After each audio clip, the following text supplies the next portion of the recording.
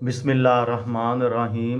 लाखों दरूद पाक हज़रत मोहम्मद सल्लल्लाहु अलैहि वसल्लम और आप सल्लल्लाहु अलैहि वसल्लम की आल पर। अस्सलामु अलैकुम। मेरा नाम इफ्तिखार अहमद है और आप मेरा यूट्यूब चैनल नॉलेज देख रहे हैं। कराची के नेपियर रोड के मुतल्लक एक सीरीज़ शुरू की हुई है। उस सिलसिले में आज की वीडियो का उन्वान है सेटो सेंटो और बाज़ार हुसन।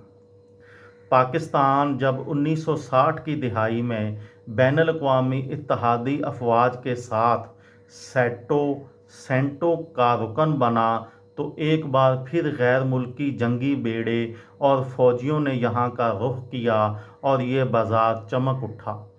ऐसा था मेरा कराची के मुसन्नफ़ मोहम्मद सईद जावेद लिखते हैं कि जिन दिनों केमाड़ी की बंदरगाह पर गैर मुल्की नेवी के जहाज़ लंगर अंदाज होते थे तो उनके मल्लाह और मलाज़म टोलियों की सूरत में बाहर निकलते थे। उनके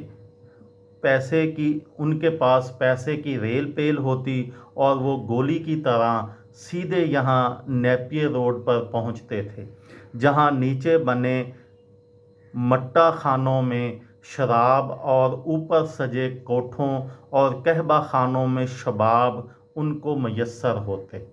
मुसन्नफ़ के मुताबिक हुकूमत इस कारोबार में मुदाखलत नहीं करती थी, बल्कि गैर मुल्कियों के वहाँ तक दाखिले और वापसी के अमल को मुमकिन और सहल बनाती थी।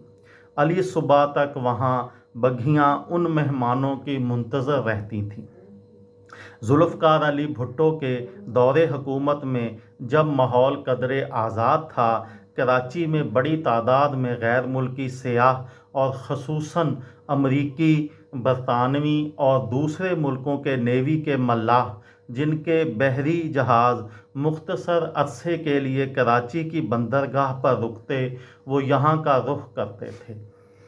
नेपियर रोड के पान शॉप के एक मालिक ने कैबिन के साथ वाक़या होटल की तरफ इशारा करते हुए बताया कि ये पुराना होटल है, इसमें डांस की महफ़िलें होती थीं। रोड की दूसरी जानब एक 3 मंजिला होटल की तरफ इशारा करते हुए बताया, यहाँ भी महफ़िलें सजती थीं।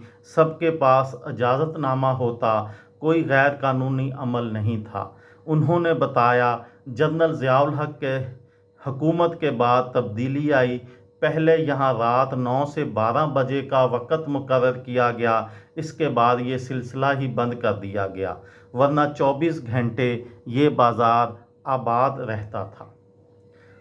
ये थी मेरी आज की वीडियो। किसी दोस्त को, किसी भाई को, किसी बहन को फ़ायदा हो तो मुझे दुआओं में याद रखिएगा। दिल दिल पाकिस्तान, जान जान पाकिस्तान। अस्सलामु अलैकुम।